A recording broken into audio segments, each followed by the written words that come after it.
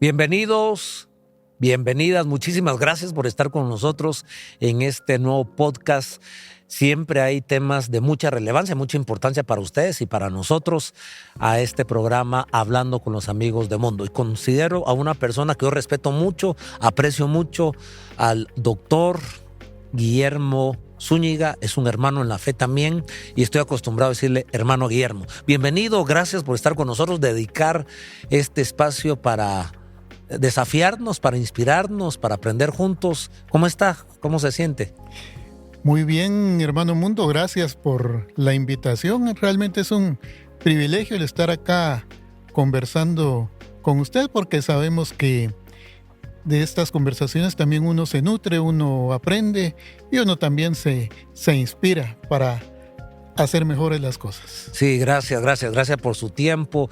Y bueno, tenemos muchos años de conocernos y han habido algunas pasiones, algunas visiones, algunas preocupaciones nacionales de nuestra amada Guate, de nuestra sociedad, que también tiene terreno común con Latinoamérica, y es sobre la educación.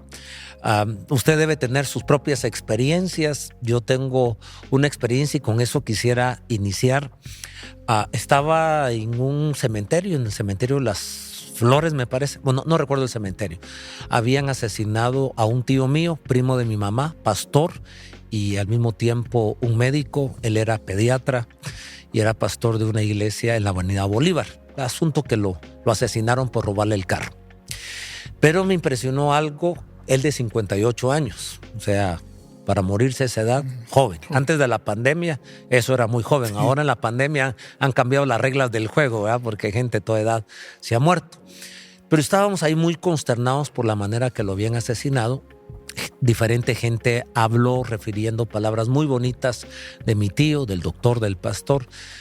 Pero un joven adulto, se puso en pie con lágrimas, puso la mano en el féretro y dijo: por este hombre, mi vida no solo fue transformada espiritualmente, sino lo que he logrado en la educación es gracias a él.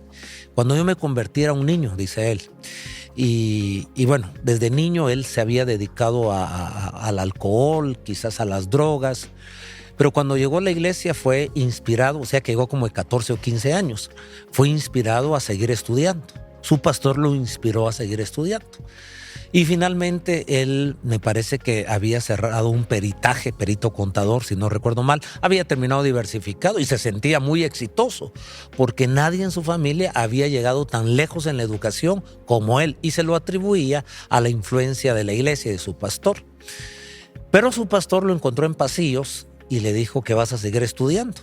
Y él le dijo: no, ya alcancé la cúspide en mi familia. Y el pastor lo tomó a su oficina y le dijo: tienes que seguir estudiando, no te puedes quedar en diversificado. Y lo habló con tanta autoridad y con tanta inspiración, y ahora con lágrimas en el cementerio, este personaje decía: y gracias a mi pastor yo soy licenciado.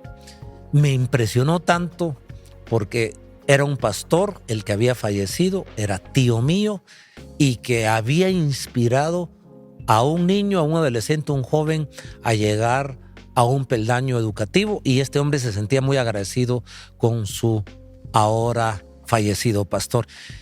En mi corazón entró una visión. Yo dije: cuando yo muera, quiero que alguien pueda agradecer a Dios porque yo fui instrumento de inspiración a la juventud a estudiar. Yo tomo como punto de partida esa preocupación, esa visión, y decidí ser una persona que contribuya de una o de otra manera a las personas a estudiar. Usted también me ha inspirado mucho, usted me actualiza, me retroalimenta año tras año cómo está el acontecer educativo en Guatemala. Usted es un docente, tiene un doctorado en filosofía, también tiene licenciaturas en educación y bueno, está muy vinculado a la educación. Para no ir tan lejos, en el año 2021, de todos los que salieron de sexto primaria, 1.700.000 alumnos, entre la gran masa que salió de sexto primaria, 1.700.000 ya no lograron o ya no quisieron, como quiera, inscribirse a primero básico en Guatemala. Y de la masa que salió de tercero básico, de noveno, que sería tercero básico, 360,000 ya no lograron o ya no quisieron inscribirse a nivel diversificado. Y así vamos viendo cómo va poniéndose complicado el estudio en Guatemala. Entendemos que solo el 2.6 de los guatemaltecos se inscriben en la universidad, y de esos, ¿cuántos salen de la universidad? Quiere decir que más o menos 98 personas entre 18 y 25 años no van a la universidad. Bueno, ese es el tema. Nosotros como guatemaltecos, nosotros como apasionados porque la gente también se capacite y estudie, por eso lo hemos invitado, para que usted nos ayude, nos inspire y hablemos un poco del acontecer. La pregunta sería, ¿cuántos obstáculos tenemos en Guatemala? Porque yo dije, no quisieron o no pudieron ingresar a primero básico. No quisieron o no pudieron entrar al diversificado. No quieren o no pueden entrar a la universidad. ¿Cuáles son los más grandes obstáculos que tenemos en Guatemala? Sí, gracias. Definitivamente hay que partir del tema de la realidad nacional. Y la realidad nacional presenta una educación en crisis. Si nosotros vemos la pirámide educativa, es excesivamente aguda, es de las más precarias en América Latina. Decir que la preprimaria llega al 47% de niños inscritos, un alto porcentaje no desarrolla la educación preprimaria. La educación primaria ha venido en aumento. Actualmente tiene una cobertura de un 87%, que debiera ser mayor, pero luego decrecemos fuertemente porque nos encontramos con un 46% en básicos y un 25% en diversificado. Entonces, el 2% de la población, 2.6, asiste a la universidad. Estamos hablando acá de dos temas. No solo es cantidad, porque la cobertura educativa es altamente deficitaria. No cubrimos los segmentos en los grupos que se deberían de atender. Perdón, eso quiere decir que aunque todo guatemalteco quisiera ir a estudiar y tuviera los medios, de todos modos el sistema educativo no se daría abasto para atender a toda la población guatemalteca. Sí, lo que pasa es que se caería en lo mismo, en el hacinamiento masivo que pasa en muchas instituciones públicas, especialmente. Entonces esto tiene que ver con el tema de la calidad. Y ahí los indicadores son bastante precarios. Y nosotros vemos los porcentajes de lo que es la comprensión en las pruebas que se realizan para diversificado en matemática. Es decir, que apenas lo sobrepasa el 11%, que se diga tiene condiciones mínimas para ir a la universidad, y que el 35% en idioma español presente esas mismas condiciones mínimas. Quiere decir que es altamente deficitario el producto que sale de la educación media. No es garantía que al llegar a una universidad ahí se vaya a mejorar automáticamente, porque también nuestras universidades tienen limitaciones bastante grandes. Tenemos 14 universidades privadas y una universidad estatal que oscila la matrícula en atender a unos 220,000 estudiantes, que es un segmento bastante poco, y de esto, los que se gradúan realmente son mínimos. Y antes de la pandemia estábamos mal, podríamos decir, a nivel de calidad y cobertura. Después de la pandemia, esto viene a ser catastrófico, y lo más alarmante es que no vemos una acción de parte de los sectores involucrados, como serían las mismas autoridades del Ministerio de Educación, en generar políticas de cambio, de transformación. Aquí ya no es solo de que los alumnos regresen a la escuela, aquí se necesita de una revolución moral, pero profunda, transformadora, que venga desde los cimientos, que venga desde las bases, porque definitivamente en el tema educativo tenemos un rezago bastante alto. Bueno, cuando uno oye este contexto, Lo que sucede es que queremos hablar desde una verdadera realidad y estamos conscientes de lo que usted está planteando. Entendemos también la diferencia entre lo rural y lo urbano. Los que gozamos de vivir en una comunidad urbana o una ciudad urbana, ya sea en el centro de la ciudad, es decir, en la capital, o en las cabeceras departamentales, que hay bastantes cabeceras ya bien desarrolladas o bastante desarrolladas, o urbanas por lo menos, a aquellos lugares remotos de nuestras comunidades en lo rural. Entendemos que existen dos mundos ahí, por lo menos dos mundos. Luego entendemos también las diferencias de lo pluricultural, lo plurilingüístico que somos. Es una riqueza por un lado, pero entendemos que eso también se hace un verdadero reto para los gobernantes en turno. Bueno, ellos tienen su dosis que resolver. No queríamos nosotros dejarlos fuera de esta ecuación. Ellos son responsables, ahí nosotros podemos hacer muy poco. Deben ser nuestras autoridades y responsabilizamos a este sistema educativo, al Ministerio de Educación y al gobierno. Está bien, es su dosis para ellos. Ahora nosotros, desde nuestro lado, y eso es lo que nos interesa en este podcast, hablarte a ti, joven, señorita, y también, porque nunca es tarde para estudiar. Siempre me ha gustado cómo usted nos ha inquietado y yo estoy muy inclinado hacia la juventud, porque para mí es tan fuerte esta pasión, este llamado, que lo miro como trágico. Para mí es una tragedia que una persona, llámese niño, adolescente, joven, que está en ese segmento de la vida, está en ese ciclo de la vida, no esté estudiando. En mi alma, en mi fuero interno, me preocupa. Es una tragedia. Así lo observo yo. Y no quiero ser melodramático en este tema. He tenido varias experiencias con Dios.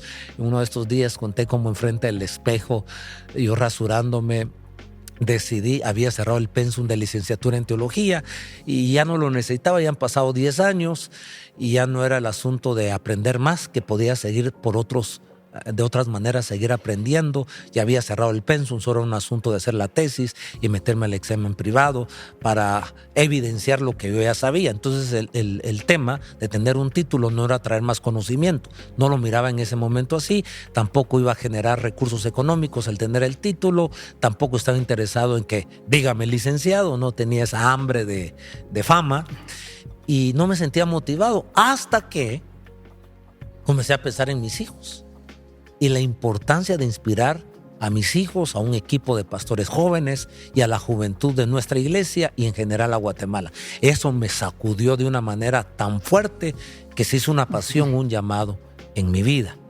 Y por eso es que estamos haciendo este podcast y usted finalmente nos ha ayudado año tras año. Celebramos un culto que llamamos culto de graduandos.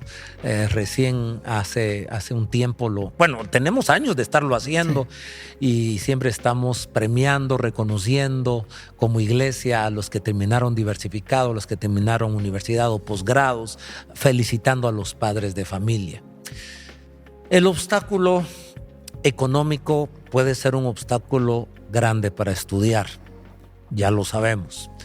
Hay maneras, porque hay institutos públicos que se puede lograr, pero yo creo que uno de los obstáculos viene del seno familiar, dejando a un lado lo socioeconómico. Si superamos lo económico, si superamos el sistema decadente que tenemos o precario, como le llama, hay cosas que pasan dentro de la familia, hermano Guillermo, que son un obstáculo para que nuestros niños, nuestros alumnos vayan a estudiar. ¿Cómo podríamos dibujar esos obstáculos y cómo podemos resolver esas limitaciones que hay dentro del seno del hogar? Sí, ocurre en diversos grupos, que a veces los mismos padres o familiares no ven la importancia que tiene la educación. Entonces, si ellos ven la acción inmediata de sus necesidades, que es difícil separarlas, entonces prefieren que los hijos se queden trabajando, ayudándoles en sus labores cotidianas, porque la escuela como que está a muy largo plazo y no se ve, no ven de inmediato los beneficios que esto pueda representar. O sea, no tienen visión, en otras palabras. Sí, su visión es muy corta. Exacto. También en temas como la desnutrición, que en nuestro medio es tan alta.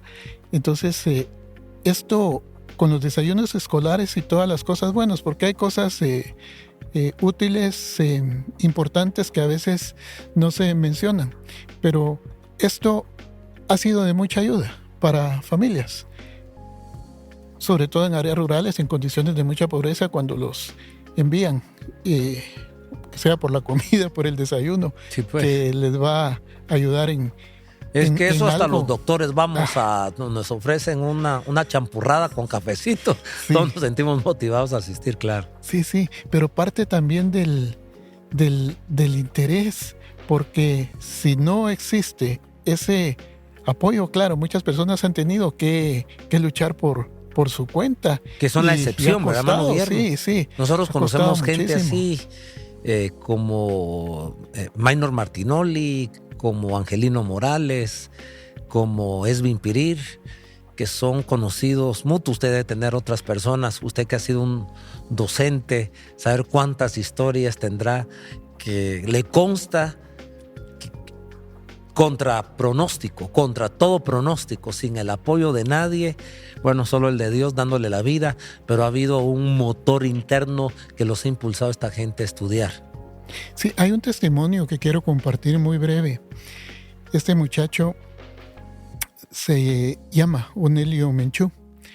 Él vivía solo en su comunidad Cachiquel porque el padre se trasladó a Estados Unidos y trabajó allá. Entonces ya el muchacho, desesperado de unos 12 años, se lanzó en la aventura de ir a buscar a su papá. Y cuando llegó a Los Ángeles, no lo encontró, ya no estaba en la dirección y no sabían en dónde podía estar. Y nadie dio fe. Sin un familiar, sin un amigo, sin nadie. Y no hablaba ni español, menos inglés. Entonces, este muchacho, durmiendo en las calles, comiendo de la basura, y prácticamente ahí se pone a prueba la capacidad guerrera, luchadora, a pruebas para vencer obstáculos. Con ayuda logró meterse a la escuela y empezó a avanzar. Todos lo ridiculizaban, se reían de él, se mofaban, pues no se dominaba burlaban. el idioma. Esto era en Los Ángeles, California. Sí. Pero él salió adelante, fue el abanderado en sexto primaria. Wow. Lo mismo pasó en la educación media y era tan buen estudiante que lo becaron para su licenciatura. En el momento que a él lo entrevistan, estaba ya en el programa de doctorado. Ya había sacado su maestría. Entonces, son de los héroes inspiradores que, partiendo de cero, pues sin tener nada, pudo salir adelante.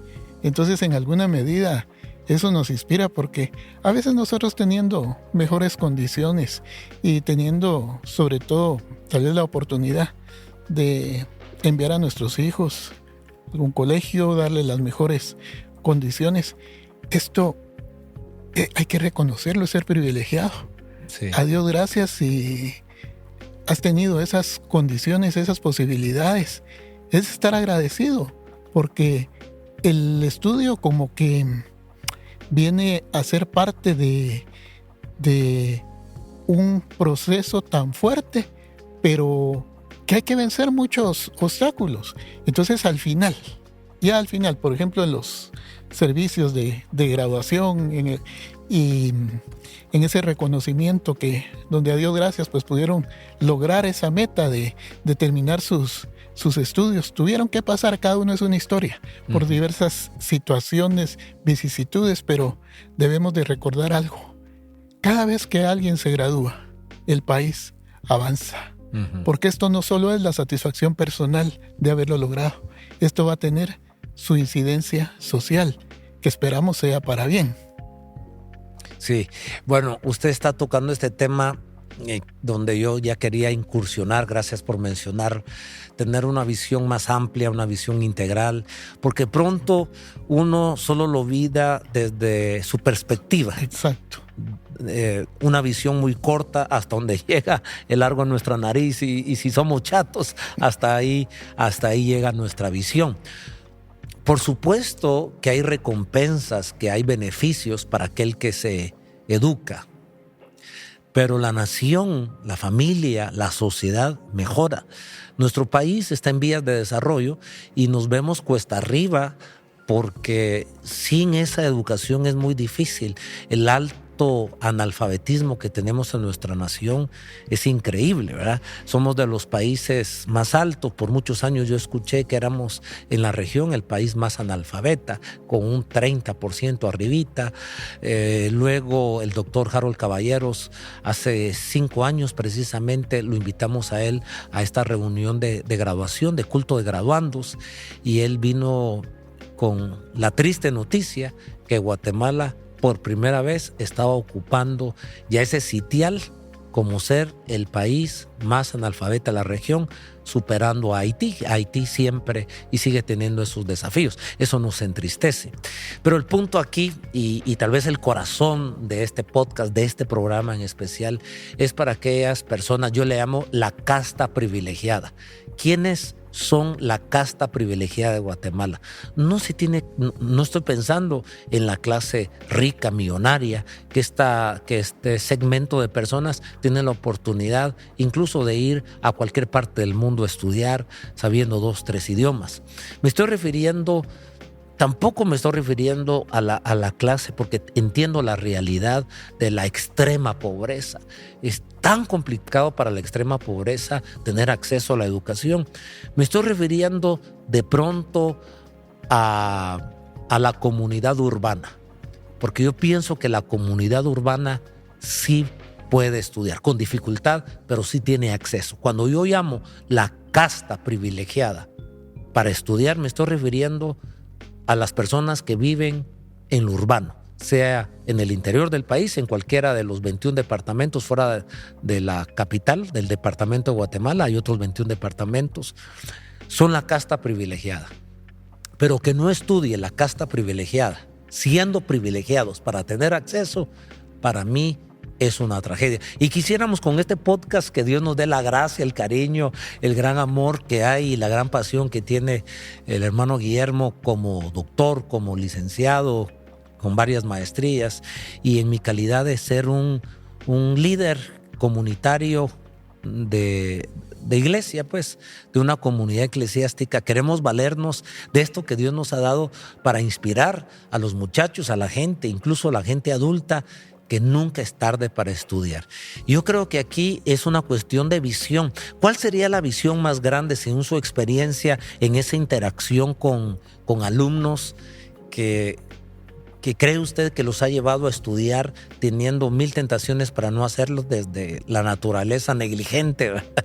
Que en nuestro cuerpo le gusta perder el tiempo, vagar, pasarla bien en la juventud y no aprovechar el tiempo para estudiar? Pero ¿cuál sería el motor más grande que ha empujado a los que sí van a la universidad o van por lo menos a diversificado?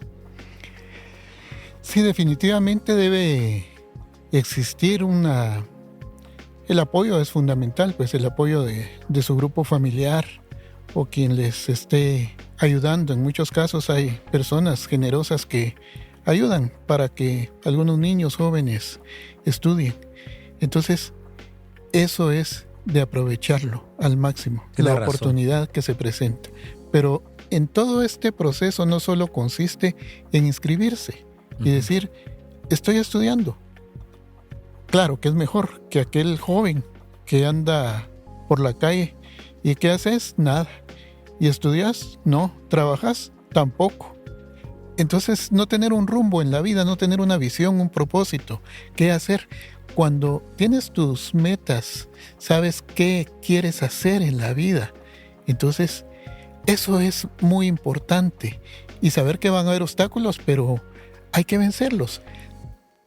Tenemos que pensar en la excelencia, al máximo, incluso sin sonar vanidosos, pero que aspiren a tener las mejores notas, no se tienen que conformar con irla pasando con con lo mínimo del 61, sino más allá, porque en las maestrías es mayor el rango, o en algunos programas 70, 80 puntos.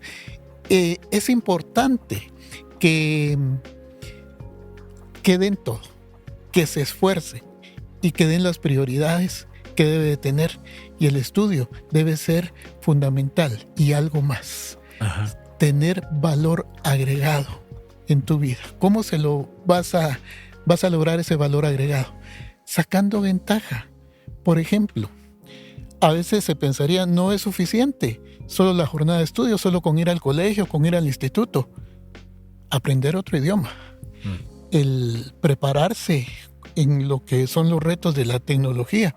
Jóvenes que aprenden a hacer páginas web, que aprenden a diseñar, que aprenden a hacer algunos trabajos en la tecnología, e incluso empiezan a generar ingresos extras, que eso les va a ayudar. Entonces van viendo la importancia de esa ventaja académica, mientras otros pueden estar cómodamente descansando, viendo televisión o platicando, que hay que tener ratos también de esparcimiento, de tranquilidad, pero no todo el tiempo. Claro. Entonces, aunque sientas que el colegio tiene una fuerte carga, debemos de pensar sobre todo también en vacaciones.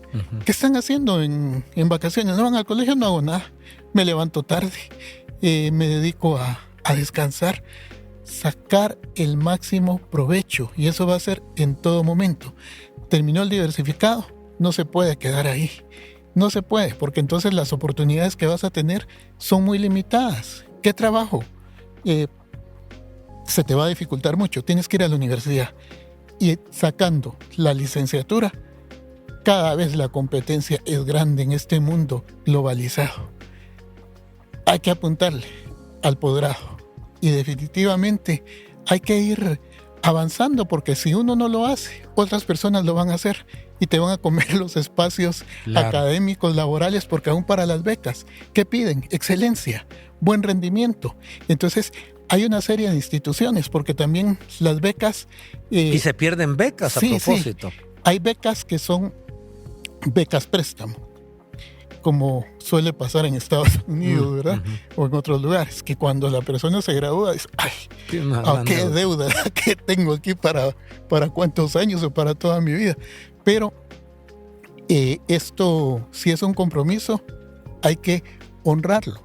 Pero hay oportunidades, hay ayudas becarias, que son donaciones, que son como que fueran un regalo divino. Hay universidades que ayudan a los estudiantes aún estando casados, pero todo es de que yo me ponga a buscar, de que tengo que orar fuerte pues al Señor, de pedir esa provisión, ese apoyo, pero yo tengo que poner de mi parte, yo tengo que ir en búsqueda de esas oportunidades. Yo creo que algo tan importante que usted está diciendo, y me llama la atención cuando habla de la excelencia, que debemos buscarla por el bien propio, pero creo que es un llamado divino. Aquellos que son cristianos, aquellos que se acercan a la Biblia, uno se da cuenta que Dios valora el conocimiento, que Dios valora que uno aprenda, que uno conozca y que uno ponga en práctica el conocimiento, porque ese tiene un llamado a nivel global y a nivel personal y a nivel familiar. La Biblia es una fuente de inspiración para la educación, de tal manera que lo tenemos que ver como un llamado de Dios, y ese es el llamado que les queremos hacer a ustedes en esta época del año. Piensen en Dios. ¿Cuál es la expectativa que tiene Dios de cada uno de nosotros en que sigamos creciendo integralmente? Y es muy difícil hacerlo si uno no se expone a un tipo de educación. Hay educación formal, hay educación informal. Lo importante es estarnos educando. Y el tiempo perdido, dicen por ahí, hasta los santos lo lloran. ¿Cuándo es el mejor tiempo de estudiar? Ahora. ¿De cuántos años? De la edad que tú tienes. Pero si eres un adolescente, eres un joven, nosotros queremos inspirarte y motivarte, porque vas a tener no solo el agrado de Dios, porque vas a agradar a Dios, que es lo que espera de nosotros, sino también se te van a abrir mejores puertas. El tiempo se nos ha acabado, pero siempre hablar con usted, si esto solo pusimos el dedo gordo ahí al agua y queremos sumergirnos más. Seguramente vamos a tener más podcasts, pero muchas gracias, hermano Guillermo, por haber venido. Gracias por cada año ayudarnos a inspirar a más gente a seguir estudiando. Gracias, sí. Y al reflexionar en la palabra está la sabiduría que viene de lo alto. Sabiduría, ante todo, adquiere sabiduría, pero por sobre todas tus posiciones. También está el conocimiento y está la ciencia, que eso es una bendición que Dios nos da y hay que aprovecharlo. Pero también te puedes hacer la pregunta, ¿para qué voy a estudiar? ¿Para qué me va a servir eso? ¿Tener una profesión? ¿Ganar dinero? ¿Tener mejores ingresos?